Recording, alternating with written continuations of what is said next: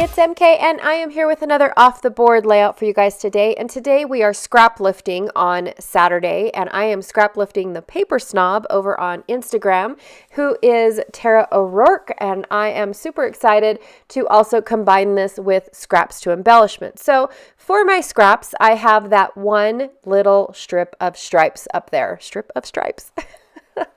I also have a ton of Christmas embellishments, you guys. So I am going to try my hardest to put a dent in some of these embellishments. Now, for pocket pages, I know that I cannot get that big of a dent going on. I've also got a couple other pieces that were in this baggie that I did not plan on using at all, but I'm double checking. That's why I'm not sharing them with you guys, because my intention was not to use them. I actually pulled this whole baggie out for this cookie time sticker. Right here, there is my one little scrap. I've got two full-size sheets of paper because I'm going to use these. They're both from Stampin' Up. I'm going to use these as my backer cards for my pocket pages. But I did not like both sides, so I want to use one side of one and one side of the other, and then I will glue them together. From Some Assemblage Required, I have these really cool signs that are all Christmassy. From Scrap and Happy Studio, I have these adorable little flare as well as these awesome Christmas cookie flares. I love these. And then from Simple Stories, I have my sticker sheet and tiny word stickers. I've got my little note at what album this pocket page goes into.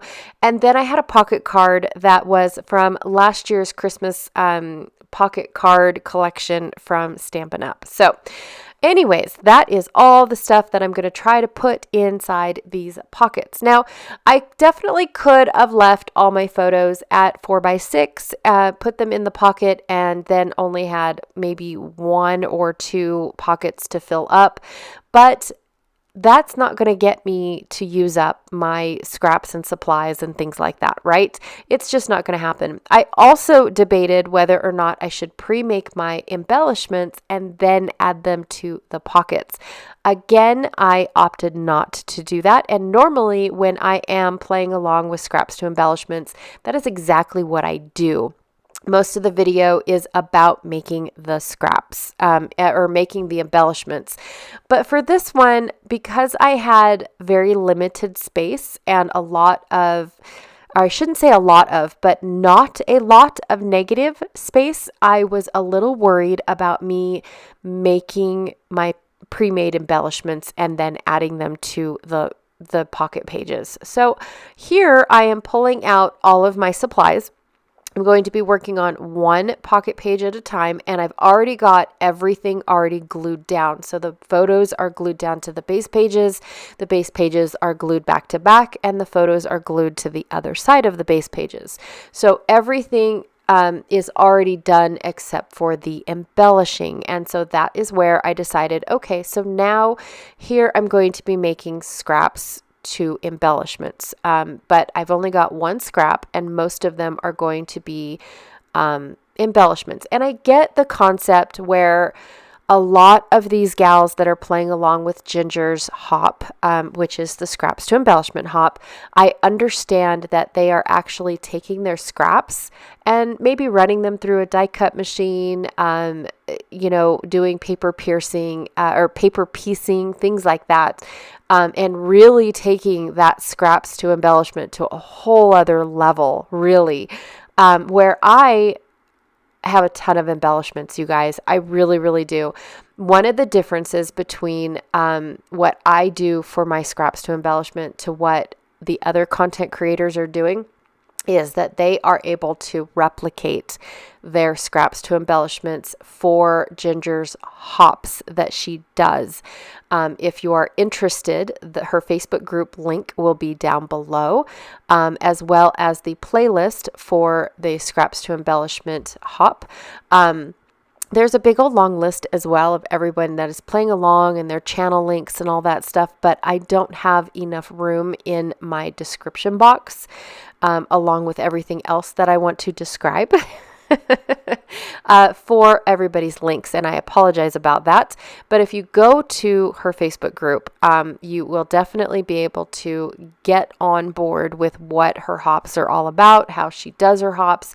And they're not hops, they're swaps. And so she has mini swaps, and she has, I think, a bi-yearly large swap. I'm not really sure exactly. But they are super cool. I've participated in a couple, and just super fun to get all of these little embellishments and whatnot. And I have to say, my very first go around, I was totally confused, had no clue, and everything, but it's all explained. It really is. And honestly, you have to join in once. You don't have to, but I'm just saying, when you join in once and the end result happens, that's when it all clicks. At least for me, that's where it all clicked, because she's got it down to a science. Seriously. All right. So just like every time I do embellishments, I always divide and conquer. I know I want to use this. I know I want to use that. I brought in several circular elements because I was so inspired with the doilies in Tara's, well, it's actually her picture. So she has a picture of a card that she made for her husband for Valentine's Day, but the picture she decorated very nicely with other embellishments around the card to give it a lot of interest. And that's what drew my attention, was the little clusters that she made with her hearts and her doilies. And then on her card, she's got the little doily off to the side, which mine's not a doily, but it is this postcard. I'm pushing it off to the side, and I'm going to cut it down. Normally, I would not have done that. I probably would have saved this card to use it in its entirety, instead of trying to push it off the page and then have all these cute embellishments around it. But I was inspired by Tara's, well, it's not even a layout, but by Tara's picture of how she decorated around her card. So that is where I brought in all of these circular elements. It reminded me to bring in a ton of flair, even though I probably would not have used this much flair on one layout. I do have to say that ever since I started squishing my flair to make them flatter, I've wanted to flare up everything. I just want to use my flair on everything, you guys. In all honesty, the smushing of the flair makes it so much nicer, so less bulkier, and I'm in love with them. I really am. And I love Jenny. I love supporting Jenny, who is the maker of the flare, who's the maker behind the flare. I will have her shop linked down below as well, because she's got fabulous flare, you guys. She really does. She also does the flare for the SAR boxes. So if you guys are interested in finding out more about the Some Assemblage Required monthly boxes and the content that's in there, Jenny does make flare exclusively for, well, she makes an exclusive set. Let's just say that. She offers the flare in her shop, but it's in a much larger set. So she makes an exclusive set just for the monthly boxes offered over on Some Assemblage Required. So I really do appreciate that. Absolutely. And like I said, her flair is next level. I love it. Absolutely love it. So anyways, got my inspiration explained. I have my embellishments, or scraps to embellishments, explained. Here's where my little scrap comes into play, you guys. And again, this little add-on to the scrap was inspired by Tara's layout or card. It's not a layout, you guys, but I'm seeing it as a whole layout. I really am. But she has this polka dot piece that goes across the top of her card, and it's like, oh, that. I don't think to do that, but I have all this space to play with, which isn't a lot of space, but it is enough space to where I could add just this little accent, and it's not too much, it's not too little, it is perfect. And this is my favorite stripe, like ever. I bought probably 3 or 4 of these papers, you guys. Normally, I don't do that with a stripe because a stripe is used in very little quantities, very little strips and pieces.